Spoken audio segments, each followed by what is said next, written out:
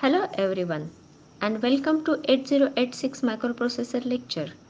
In this lecture, we will discuss architecture of 8086 microprocessor. We have seen the different evaluations of microprocessor. We have started with 8080, then how the different extra features have been added into microprocessor. For example, the data bus has been increased, address bus has been increased, then pipelining concept was introduced, cache memories were introduced. All these extra superscalar technologies have been used to increase the performance in terms of speed and capability of any microprocessor. Now today let's see architecture of 8086 microprocessor. Different features of 8086 microprocessor are: basically it is a 16-bit microprocessor. As you know, it is launched by Intel in 1978. This microprocessor is actually a 14-pin IC. Its data bus size is 16-bit. Its address bus size is 20 bits. You know that when we say address bus is 20 bits, what is memory that can be accessed? It is equal to 2 raised to 20, that means 1 MB. So internal memory of this 8086 is 1 MB. Then all internal registers are of 16 bits. Last time we have seen that whatever data bus size we have, 16 bit here, same internal data bus size will be there. Then first design 8086 microprocessor was using clock frequency 8 MHz. This is pin diagram of 8086 microprocessor. As I said, it is a 14-pin IC and it has got 16-bit data bus and 20-bit address bus. You can see here the highlighted one, AD0, starting from this AD0 up to this 39-pin AD15. It is written AD. The feature of 8086 microprocessor is that data bus and address bus, they are multiplex. What is meaning of multiplexing of this data and address bus? Whenever CPU want to send address, the same lines starting from this AD0 up to AD15, they are used for address transfer. Whenever data is to be sent, then same buses are used as data buses. We have seen that there are three types of buses. One is data bus, one is address bus and one is control bus. Here address bus and data bus up to AD0 up to AD15, that means total 16 bits, they are common. They are sometimes used as address bus, sometimes they are used as data bus. Then the remaining, and therefore actually you can see here A and D is written. Then remaining 4 bits AD16 to AD19, they are pin number from 35 to 38. These are purely used as your address bus because data bus is only of 16 bits. But address bus is of 20 bits. 4 more bits are 4 more terminals are required, and you can see, and therefore these are purely used as your address buses. Along with they have been assigned some different function as stops. Then other these functions, they are basically control functions useful for your minimum and maximum mode of operation of 8086 that we'll see later on. Whatever we have seen up till now, you can see here there is one pin called as INTA bar, which we have already studied. What is INTA bar? It's interrupt acknowledgement and this is interrupt request. We are seeing that IO devices, they are communicating with CPU by first of all generating the signal called as INTR, interrupt request. So this IO device will generate this INTR signal to 8086. 8086 will perform its current execution. After completion of that execution, it will generate back INTA bar signal, giving green signal for IO device to transfer the data. Okay, and this is your NMR. non-maskable interrupt, which is highest priority interrupt signal. Okay. All other control pins we'll see as we move ahead. Then let's see detailed architecture of 8086. 8086 is basically using your pipelining concept. Yesterday we have seen what is concept of pipelining. Any instruction is executed basically in 3 steps. One is fetch, that means instruction is taken inside. Then it is decoded, that means its meaning is interpreted, whether that instruction is for addition, whether that instruction is for subtraction, whether it is comparison. So that instruction is decoded, and once decoding step is done, then final step is execution. So any instruction for 8086 is carried out in 3 steps: fetching, decoding and execution. For this 3 steps implementation, basically your 8086 architecture has been divided into 2 parts. One is called bus interface unit and second one is called execution unit. Each part has got its specific application or specific functions. In case of BIU, you have to access the data or instruction from memory or IO devices. So basically taking inside any data or going out data is a major task of our BIU section, and execution unit basically does decoding and execution. So BIU unit basically does fetching cycle, and in case of decoding and execution, second execution unit plays important role. So this is architecture. As I said, there are 2 units.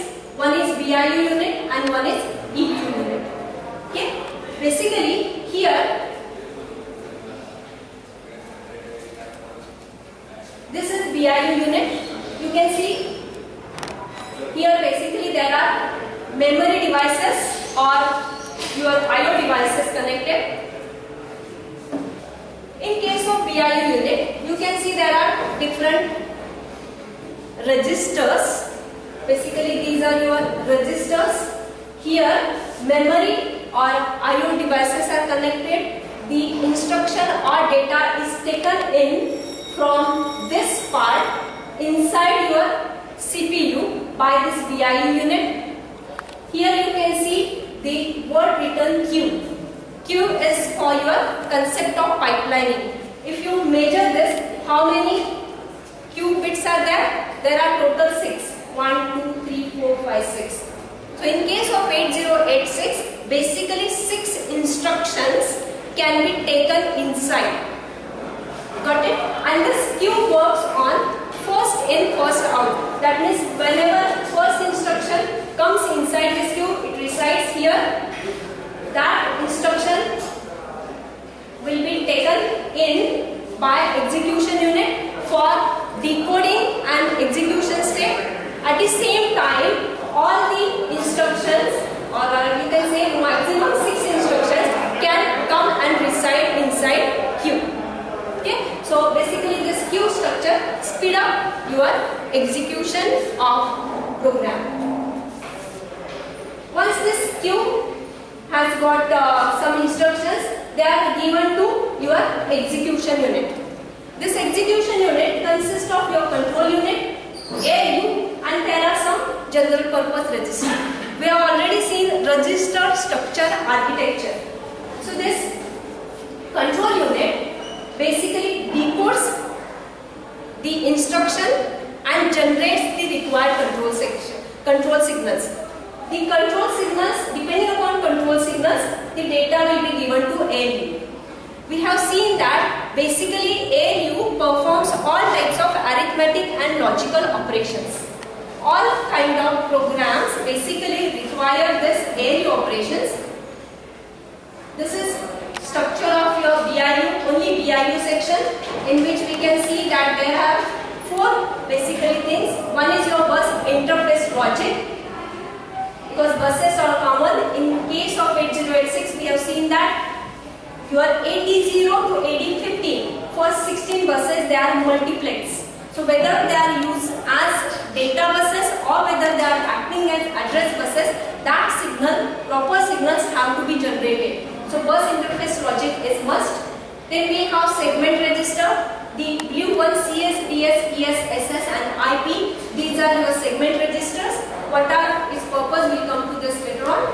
Then memory addressing logic is required, because whenever you want to generate some signals for memory, you have to tell memory from which memory location data is to be read or where data has to be written. That address needs to be generated, isn't it? That we have already seen. So memory addressing logic is must, and then we must have 6-byte instruction object code queue. So this is about your segments. Basically, there are 4 segments registers which we have seen in previous slide. Here, in general, memory of 8086 is shown. We have seen that what is address bus width of 8086? What is it? 20 bits, right? So, in case of 20 bits, what is memory that can be accessed? 1 meg, right? So, this 1 meg memory is physically available. This 1 meg memory is logically divided into 4 segments. 1 meg is physically available, and this logically it is divided into 4 segments. Core segment, data segment, XOR segment and stack segment. The bifurcation or division is done for simplicity of execution. It reduces complexity because each and every segment has got particular application. When it is said that core segment, what it could be? Yes, when I say core segment, what it could be? It is going to store what? My codes or my instructions, right? When I say data segment, it is purely meant for my data storage. XOR segment, basically XOR segment is supporting my data segment, it also stores data. Then stack segment, we have already seen memory stack organization. Okay, so in case of stack segment, only the variables or basically that stack segment is purely used as your stack. Okay, here you can see that each segment is divided into 4 logical parts, and each segment has got capacity of 64 KB. Fine. Now when I say that this is one segment, I am going to insert some programs, instruction into this code segment, isn't it? It's not always necessary that all 64 KBs will be used. Depending upon my instruction length, some part will be utilized, some part will remain empty. So I must have some pointer or some method by which I will be knowing that from 64 KB this much has been filled. Even in case of stack, we have seen that I am going to insert data inside stack using push instruction. So how many stack is filled and how much is empty or available for next operation, that must be known. So we have all these segment registers. Here we have seen that these are segment registers. These are only 16-bit registers, right? And here these are your segment memories. If I have filled up to this, then it is my core segment register is going to point over here. How much is filled? On the top of that, each segment register will store that particular value. Since I have 4 segments, I will be needing 4 segment register values: core segment register, data segment register, XOR segment register and stack segment register. So the names given: CS is your core segment register, then DS is data segment register, ES is XOR segment register, SS is stack segment register. Got it? So this is your 4 segment registers of BIU section. What is width of this register? Each register is of 16 bit because data bus size of 8086 is 16 bit.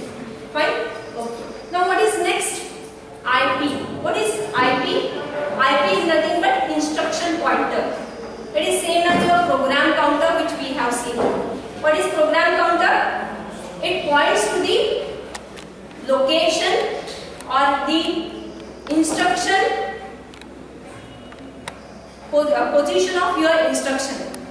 Okay, so instruction pointer basically points to the instruction to be executed. The track of execution or the one which is to be fetched next, that memory is or that particular address is kept by instruction pointer. Okay, so this is about your BIU section segment registers. This is about your instruction pointer. It is a 16-bit register holding the 16-bit address or offset of the next 4 byte within the code segment. The instruction pointer, this is important in this, the instruction pointer is incremented after each opcode fetch because it has to point to next instruction. So once your fetch cycle or fetch step has been completed, automatically instruction pointer is incremented by 1. Then we have instruction queue. I already said that to speed up program execution, the BIU fetches as many as 6 instruction bytes. This queue length varies from microprocessor to microprocessor. For 8086 it is 6 bytes, for 8088 it is 4 bytes. So 6 instruction bytes ahead of time from memory. The free fetch instruction bytes are held for the execution unit in a first in first out group of register called a queue. After execution of current instruction, the EU simply reads the instruction from the queue in the BIU. Fetching the next instruction while the current instruction executes is called pipelining. Okay. Now let's come to execution unit. In case of execution unit, as I said, 2 steps are carried out basically by execution unit. Fetching is already done by BIU. Already my instructions are fetched and they are lying in my queue. Now from queue, one instruction will be taken inside by control unit of my execution unit. This control unit will decode the instruction, that means it will try to interpret what CPU is supposed to do. Depending upon this step, it will generate control signals and the instruction will be passed on for ALU for execution. We have seen ALU structure in which there are 2 entries, 2 data variables are required for ALU. That general purpose register structure, if you remember, we have seen that there are 2 multiplexers and we have n number of registers. From each register, one data comes to ALU and from another register, another data comes inside ALU. ALU performs some operation. We have seen 14-bit word, how it has been set, right? So 14-bit word, depending upon that 14-bit word, ALU performs the operation and it generates some result. The result is again stored back in your general purpose registers. As well as it generates some outputs for flag register. Flag register and all these registers, they all are 16-bit wide. Okay, let's see flag register in detail later on. I think this is clear. Blocks of the execution units are data and address registers. These are your data and address registers. Your ALU control unit and functions of your execution unit are decodes, generation and execution. ALU, as you know, it performs arithmetic as well as logical operations, addition, subtraction, multiplication, division, and your logical operation not and or exclusive or. This middle part is important. Arithmetic operations are performed on 4 types of numbers. When you are writing any program, you have to declare the variables. The 4 types of number which can be processed by ALU are unsigned binary numbers, or it can be signed binary numbers, then unsigned packed decimal numbers, unsigned unpacked decimal numbers. You have solved some problems on packing and unpacking, right? Okay, so these 4 types can be processed by ALU of 8086. Now coming to your general registers, these general registers. How many general registers you can see? One is AX, BX, CX, DX, SI, DI, BP and SP. SI is source index, DI is destination index, BP is base pointer, SP is stack pointer. Your AX, BX, CX and DX, these are general purpose register used to store some data or used for current execution of your ALU. Each and every register has got specific meaning and specific function has been allocated to each by default. In using program you can change it. Okay? So basically the CPU has 8 16-bit general registers. They are divided into two types. One is your data register and second one the pointer and index registers. Data registers mainly used for arithmetic and logic operations. Even the pointer and index register, they are basically used to hold the offset value. Why this offset value hold is required, that we will see later on, because all the buses are of 16 bits.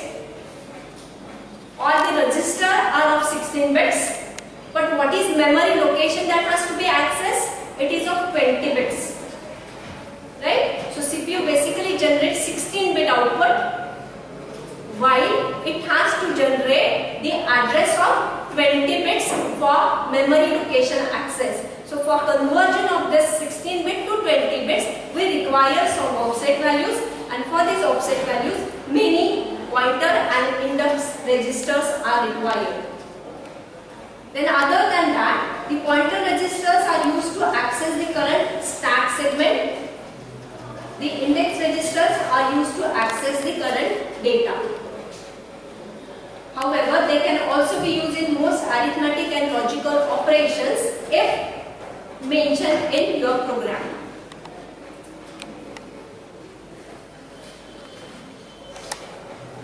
This is the registers which I have already talked about, but you can see one thing. As I said, each register is of 16 bits, right? AX, BX, CX and DX. These registers you can see here, they are divided into two parts, each of 8 bits. AX, it is accumulator, but it is divided into two. One is called accumulator lower bits, and another or uppermost 8 bits, they are called accumulator higher bits, AH. Either I can use AL or I can use AH, and if I want 16 bits data to be transferred, then directly I can use AX. So facility has been given that I can either use only 8 bits or I can use 16 bits. Got it? Same with BX, same with CX, same with DX. Each one is divided into lower 8 bits and higher 8 bits. This is called accumulator, this is called base register, this is called count register, this is called data register. This SP, BP, pointer registers and index register, they are purely of 16 bits, they cannot be divided into two parts, because their function is totally different. This is called stack pointer, this is base pointer, source index and destination index. As I said, each and every register has been assigned some specific function. Here you can see AX is your 16-bit accumulator. It stores the 16-bit results of arithmetic and logic operations. By default, every result is stored in accumulator. AL or AH is 8-bit accumulator.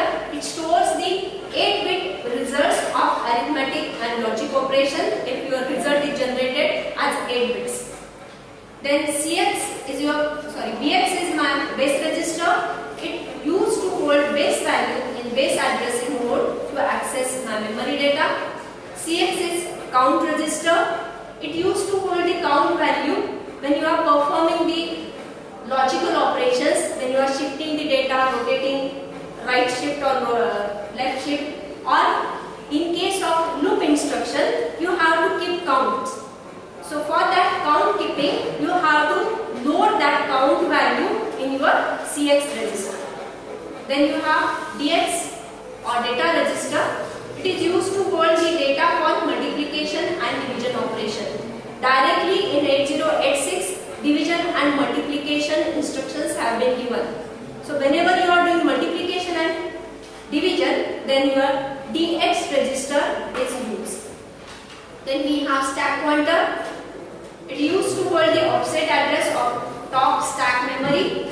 Then we have base pointer, used to hold the base value in base addressing using SS register to access data from stack memory.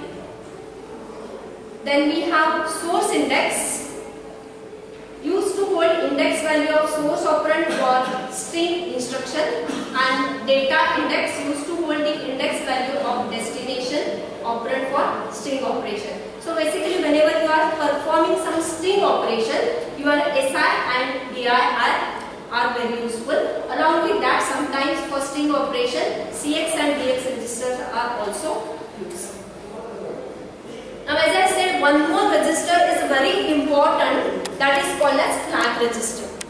Along with all this register, whenever ALU performs any arithmetic or logical operation, it is going to generate some result. The data value of that result will be stored in one of the register. But depending upon its operation, it also generates some control signals. The control signals, they are, you can say, stored in your flag register. The flag register, as you can see, it's a 16-bit register. Its 0 value, 0th bit is for CF, it's carry flag. Then first one is not used, second one is called parity flag, third one not used, AF auxiliary, 0 flag, sign flag, trap flag, interrupt flag, data flag and offset, overflow flag. Then 12, 13, 14, 15 bits are not used. These bits are specific. Let's see first of all function, and then I will tell you why these flag registers are so important. As I said, first 0th bit is for carry flag. Carry flag is set when there is a carry out of MSB in case of addition or borrow in case of subtraction. That means whenever you are performing some addition operation, the result is it produces some sum and it produces carry. If carry is generated, then your carry flag is set. This is the indication that if I am going to perform say 4-bit plus 4-bit addition, my result generated is 5 bits. That 5th bit is nothing but that 5th bit is going to set my carry flag equal to 1. Okay. Then next is my parity. You know how we define parity? Parity is how many number of ones. This parity flag is very important. This flag is set to 1 if the lower byte of the result contains even number of ones. And for odd number, it is set to 0. So it is automatically going to count after the result how many number of ones are present. If that number of ones is equal to even number, then this parity flag is set. In many operations or whenever you are doing interfacing, this parity flag is very important. Then your third flag is auxiliary carry. In case of auxiliary carry, basically, if you remember when you are carrying out your 8-bit addition, how you do addition? 8-bit addition you do, right? You have studied nibble addition as well. After first 4-bit addition, if some carry is generated and carried over to 5th column, then that particular thing is called auxiliary carry. So auxiliary carry is basically a carry generated for nibble. nibble is your 4 bits. So after 4 bit addition, if something is carried for 5th bit, then your auxiliary carry flag is set. Then you have 0 flag. This flag is set if the result of the computation or comparison performed by instruction is 0. You can visualize why this 0 flag is so important. If my comparison or when I am doing some subtraction, if that subtraction output is 0, then this particular flag is going to be set. Where I can use this function of 0 flag equal to 0 equal to 1. Whenever I am doing looping, if I have some counter type of thing, then I can say if this particular thing is equal to 0, or when I am comparing to A equal to B, then do this. If A is greater than B, then do this. If A less than B, then do this. For that particular thing, all this 0 flag, carry flag and sign flag, they are important. When I say that 0 flag is set, means that A is equal to B. So just by checking 0 flag, I can conclude if A is equal to B or not. When I am doing say A minus B greater than 0, in that case A minus B is greater than 0, that means I should get some positive result. After this there is sign flag. See, sign flag is going to set if my operation or output is negative. If A minus B is greater than 0, if I say that if A minus B is greater than 0, do this. And if I get sign flag equal to 0, then indication is that my result is positive. That means A minus B is greater than 0. Right? If I get sign flag equal to set, in that case what is the conclusion? A minus B is got some negative answer. That means what? A is less than B. Okay? So A minus B is less than 0. Then what you have to do? That you have to declare in your program. So whenever these branching or decision blocks have to be implemented, then these flag registers are very important. Next is your trap flag. If this flag is set, the processor enters the single step execution mode by generating internal interrupts after the execution of each instruction. Whenever you are doing decoding or debugging, the facility is available that instead of execution of full program running, you can execute it one step by one step, so that debugging becomes easier. For that, you have to set your trap flag equal to 1. Next is your interrupt flag. It causes the 8086 to recognize external mask interrupts. Clearing IF disables these interrupts. That means whenever I am doing some important execution, I don't want any interrupt. I don't want any IO device to interfere. In that case, I will just set or I will just disable this interrupt flag. In that case, any IO device, if he or she if that device wants to communicate, then that will not be entertained. Okay. Next is your direction flag. This is used for string manipulation instruction. If this flag bit is 0, the string is processed beginning from the lowest address to the highest orders. Whenever you are doing string operation, I should mention that string operation has to be performed in this direction or in this direction, from lower to higher or from higher to lower, from left side or from right side. Okay? So during that string operation, I have to mention in which direction I should follow. That is set by my direction flag. And last flag is overflow flag. This flag is set if an overflow occurs. When overflow is going to occur, if the result of sign operation is large enough to accommodate in destination register. That means you have generated some result. If that result is greater than your 16-bit destination register, in that case this overflow flag is condition, meaning that the result produced cannot be treated in the given 16-bit register. Okay, then you have to do some extra arrangements.